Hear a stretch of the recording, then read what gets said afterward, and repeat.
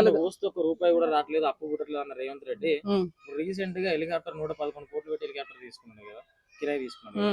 మరి ఎట్లా దాని ముందు అంటే ఇప్పుడు ప్రజల కోసం అంటేనేమో కోసినా గానీ రూపాయి రాదు, రక్తం తప్ప. వాని సరదాలకు వాడు తిరగడానికి ఎన్ని కోట్లైనా అప్పు చేస్తాడు. కేసీఆర్ ని అప్పు చేసినవు దానికి అదేది కాళేశ్వరం గురించి అప్పు చేసినవని ఇట్లా అన్నాడు. వీడు దేనికోసం చేస్తాడు? వాని స్వతంత్రం కోసం, వాని సరదాల కోసం చేసుకుంటు. కేసీఆర్ ప్రజల కోసం అప్పులు చేసిండేమో, కానీ వీని సరదాల కోసం అప్పులు చేసుకుంటుండు కదా.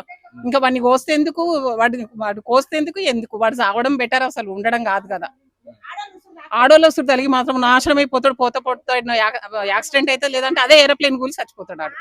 ఉండడు రేవంత్ రెడ్డి. వీడు కూడా ఏరోప్లేన్ కూలి పోతాడు ఎన్నో, లేదంటే వానికి కింద ఉన్న వాళ్ళు బాడీ గార్డ్సే కాల్చి చంపేస్తారు అన్ని. లేదా మహిళా మధ్యలోకి వస్తే మాత్రం హైదరాబాద్ లో ఊళ్ళలోని మోసం చేసినట్టు హైదరాబాద్ వాళ్ళని మోసం చేయడానికి రాదు వాడికి. హైదరాబాద్ లో వస్తే మాత్రం మా ఏరియాకు మా ముందుకు వస్తే మాత్రం ఒంటరిగా రమ్మనండి, పీక కోసేస్తాం. బాడీ గార్డ్స్ లేకుండా రమ్మనండి, నేనైతే ముందుకెళ్ళి కోసేస్తాను పీక. ఇక్కడ ఎమ్మెల్యే దేవిరెడ్డి సుధీర్ రెడ్డి గారు. మరి ఆయన పరిపాలన ఎట్లా ఉంది? చాలా బాగుందండి. మాకు ఆడవాళ్ళని అందరిని కూడా అక్క చెల్లెలలాగా చూసుకుంటాడు. కొంచెం ఒక్క ఫోన్ కాల్ చేస్తే ఇంటి దగ్గరకు వచ్చి మరి అన్ని అడుగుతాడు, హెల్ప్ చేస్తాడు. ఆయన వీలైనంత మటుకు అన్ని విధాలు బాగా సక్సెస్ఫుల్ గా ఉంది మాకు. హైదరాబాద్ మాకు ఎల్బీ నగర్, నాగోలు ఇవన్నీ దాని రూపురేఖలే మార్చేసిండు, శ్మశానాలని మార్చేసిండు, చాలా బాగా చేసిండు. ఆయన ఎవరు చెరుకు ప్రశాంత్ గౌడ్, అప్పుడు తెలంగాణ ఉన్నప్పుడు చెరుకు ప్రశాంత్ గౌడ్, దేవిరెడ్డి, సుధీర్ రెడ్డి, రాజిరెడ్డి అన్న, వీళ్ళు చాలా బాగా చేసిండు. రేవంత్ రెడ్డి ఎల్బీనగర్ లో మళ్ళీ సుధీర్ రెడ్డిని రాణి అని చెప్పేసి గెలవని అంటాను కదా, కాంగ్రెస్ అవుతుంది అంటాను కదా. వాని అయ్య తరం కాదు, వాని అబ్బ తరం కాదు, వాని తాత తరం కాదు. మేము లేడీస్ మందరం కలిసి సుధీర్ అన్ననే గెలిపించుకుంటాం.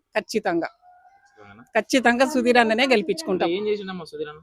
సుధీర్ అన్న ప్రతి మనిషి ఇంటింటికి వచ్చి మమ్మల్ని మంచి బాగు చెడులు అడుగుతాడు. ఎలా ఉన్నారమ్మా, ఏంటమ్మా అంటాడు. మా కష్టాలను తన కష్టంగా భావిస్తాడు. అక్కడ కేసీఆర్ గారు ఎట్లనో ఇక్కడ సుధీర్ అన్న అట్లా ప్రతి మనిషిని ఆదుకుంటాడు. కష్టంలో ఉన్నా అంటే మా అన్నదమ్ములు ఏడుంటారో, మా బంధువులు ఏడుంటారో, కానీ సుధీర్ రెడ్డి అన్న వచ్చి మాత్రం మమ్మల్ని ఆదుకుంటాడు. వస్తాడు, ఖచ్చితంగా వస్తాడు.